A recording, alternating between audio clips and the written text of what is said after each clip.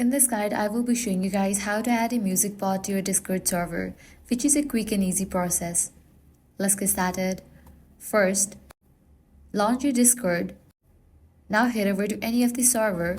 Make sure you are the server owner or have the appropriate permissions. Then click on the server name in the top left corner and select server settings. From there, go to apps on the left hand side and click on app directory. In the search box at the top, type Greenbot and select the first result.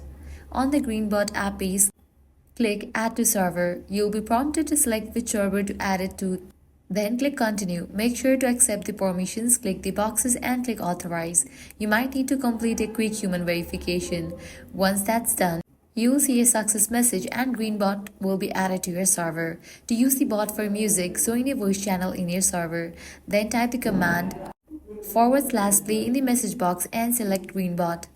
In the query box that appears, type the song you want to play and hit enter.